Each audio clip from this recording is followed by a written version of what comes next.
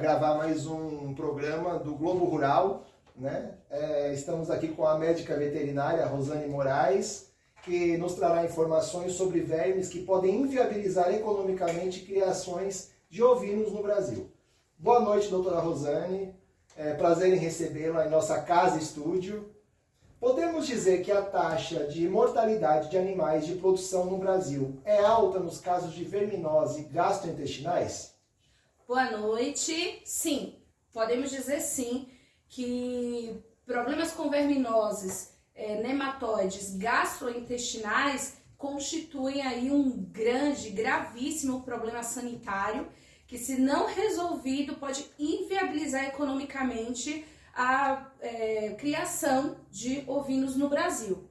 E não só no Brasil, né? Mas em países como Paraguai, Uruguai, Argentina. E no Brasil a gente tem um problema maior, visto que a administração de antihelmínticos ela é incorreta. E isso acaba potencializando os problemas com esses vermes. Falando especificamente do verme Triconstrongylus, quais rebanhos estão suscetíveis? O Triconstrongylus ele tem algumas espécies e ele vai aí abranger nos ruminantes os bovinos, ovinos e caprinos, né? E aí o problema pode aumentar havendo aí um compartilhamento do pasto, porque existem algumas espécies que vão ser comuns tanto para os bovinos como para os ovinos. Vamos falar então dos casos de Triconstrongylus em ovinos. Bom, existem duas espécies principais de Triconstrongylus que vão utilizar aí os ovinos como hospedeiros, né?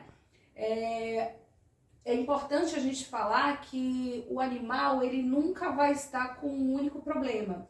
Ele não vai ser atingido por um único verme de uma única vez, mas vários, né? Mas nós temos aí duas espécies muito importantes. Nós temos a espécie Triconstrongylus colubriformes, que é a mais grave, a mais comum, a mais resistente aos antihelmínticos. Mas temos também o Triconstrongylus axei. Os dois vão atingir aí tanto bovinos como ovinos.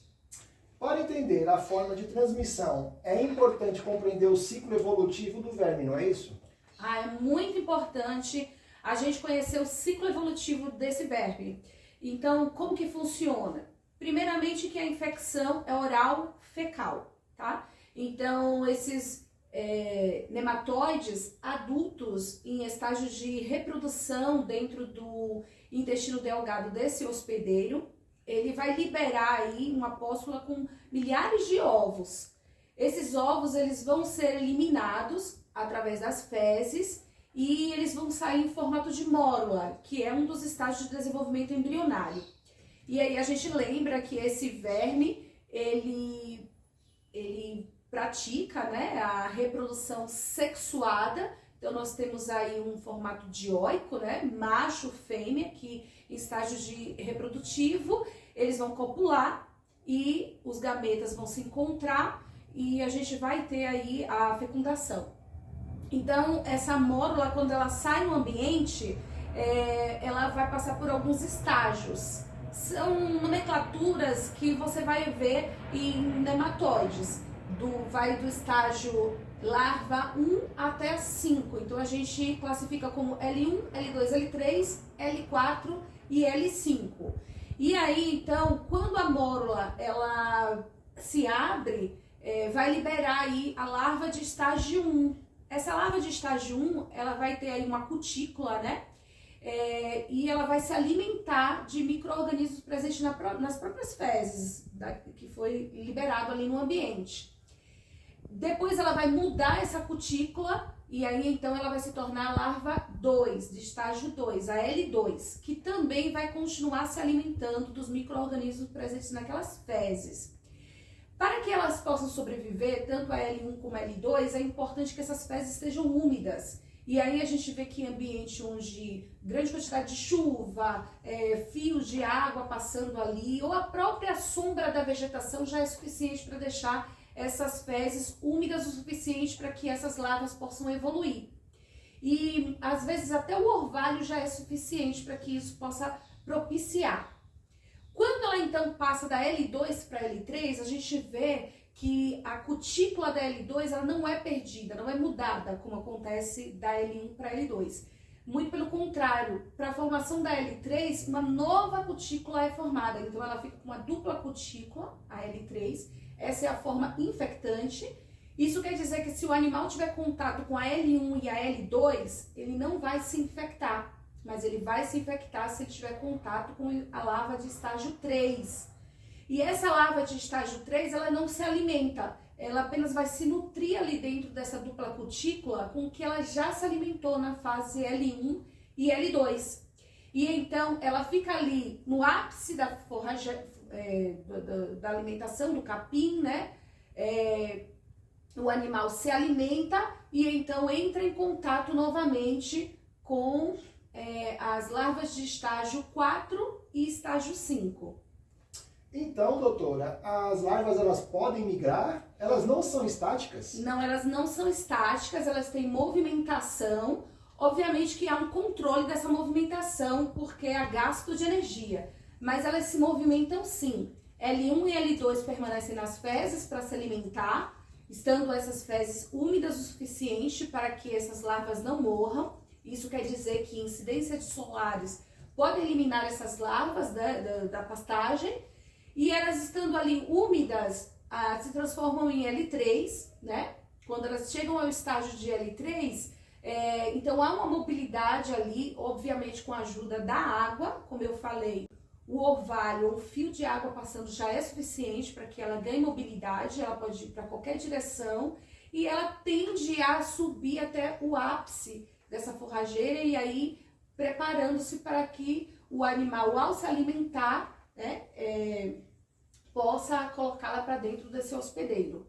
Então ela tem mobilidade sim. É importante a gente falar que a larva L3 ela ganha aí uma característica muito importante para a resistência no ambiente, tá? Então é a anitrobiose. O animal ele passa por esse processo de dessecação quando as fezes secam e ela permanece ali em estágio latente até que possa ter a reidratação. Então ela aguarda o período chuvoso e ela volta a estar nesse momento aí infeccioso. Então, às vezes o ambiente ameno, em torno de 17 graus, já é suficiente sim para ela permanecer ali até que esse momento da água, da umidade possa retornar e ela consiga chegar ao ápice e contaminar este animal. Então, deixa eu ver se eu entendi. Esses 3 estágios das larvas, L1, L2 e L3, é o que compõe a fase de vida livre do parasito? Isso, exatamente. Então, nós temos aí as fases de L1 a L5, sendo que as fases L1, L2 e L3 é vida livre, essas larvas elas estarão no ambiente, L1, L2 se alimentando de micro-organismos das fezes, e a L3 a fase infecciosa. Já temos a fase L4 e L5, que é a fase parasitária, onde elas estarão dentro do hospedeiro. E aí, o que vai acontecer?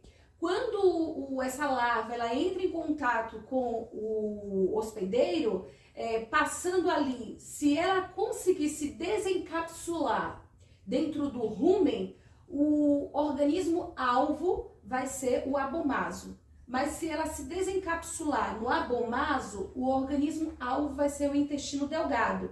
E aí é lá nesse abomaso ou no intestino delgado que ela vai passar para o estágio L4, que é quando ela se diferencia em macho e fêmea e amadurece. E quando ela passa para o estágio L5, é o momento que eles estão férteis, pronto para a reprodução, ocorrendo contato entre macho e fêmea, lá dentro mesmo do sistema digestório. Vai ocorrer então a cópula, essa fêmea, ela vai, por ser ovípara, né?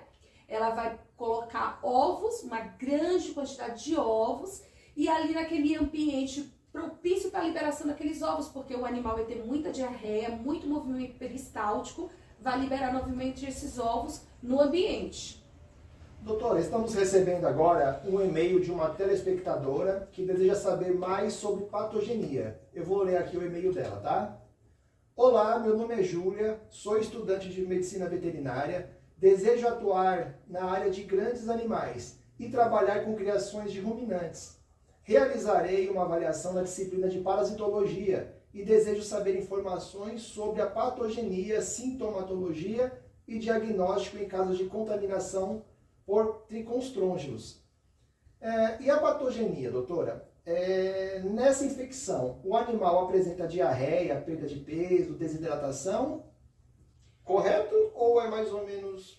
Correto, corretíssimo. Então a gente tem que lembrar que esse verme vai estar atuando ali no sistema digestório do animal. E principalmente, olha, esse verme, ele gosta muito de criar túneis entre as microvilosidades intestinais. E isso vai acarretar em danificação na célula. Então essas células elas vão necrosar, elas vão morrer. E é justamente essas células necrosadas que vão alimentar estes vermes.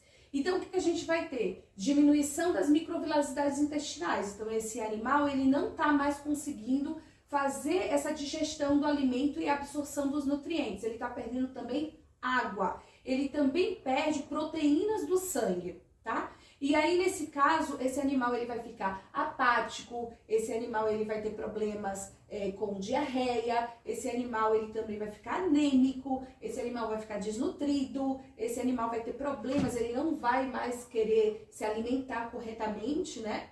Então, ele, ao mesmo tempo que está desnutrido, ele não consegue, ele não tem essa vontade de se alimentar corretamente, né? E ele vai ficar desidratado também, né? Uma série de problemas. Lembrando que esse animal, ele não está sendo acometido apenas por um único nematóide, né? Então, ele está sendo acometido por vários parasitos ali que vai aumentar ainda mais os sintomas. Por fim, doutora, tratamento. Como funciona? O sistema imunológico auxilia o hospedeiro? Olha, o sistema, João, o sistema imunológico, para vocês que estão aí me assistindo, Júlia, você que mandou a carta, muito obrigada. O sistema imunológico é extremamente importante. Então, nós temos aí dois tipos de barreiras. As barreiras passivas e as ativas. As passivas, elas funcionam mesmo tentando impedir que esse verme entre em contato com o organismo ou ele consiga encontrar um ambiente favorável, fisiologicamente favorável para o seu desenvolvimento. Então, nesse caso, se as barreiras físicas falharem ou esse animal conseguir passar, chegando até o sistema digestório, aí entra então em ação o sistema imunológico, defesa ativa do nosso corpo. Nós temos aí linfócitos T, liberando citosina, que vai aumentar a produção de células eosinófilos monócitos, que vão também aumentar a produção de imunoglobulina do tipo IgE e IgA, com o intuito de combater essa infecção, com o intuito de diminuir essa quantidade de parasitos dentro do organismo. Agora tem uma coisa extremamente importante que vai fazer com que o Brasil ele não desponte nessa capacidade de controlar esse nematóide, né, o Tricostrongylus columbriformes. É justamente porque esses criadores de ovinos, eles não trabalham na melhora da alimentação do animal.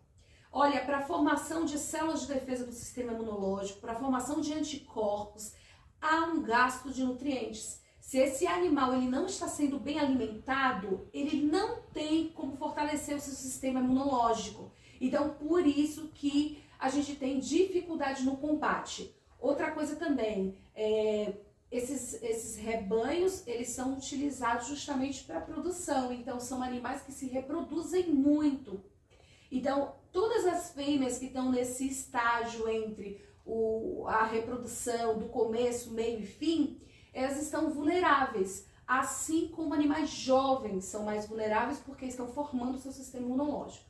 Se a gente juntar animais que estão formando o seu sistema imunológico, péssima alimentação, má administração no uso do antihelmíntico e animais que estão em fase de reprodução, aí a gente perde essa batalha. Então, o interessante é fortalecer o sistema imunológico desses animais com boa alimentação, para que então, utilizando corretamente os antihelmínticos, principalmente nessa fase reprodutiva, a gente consegue controlar.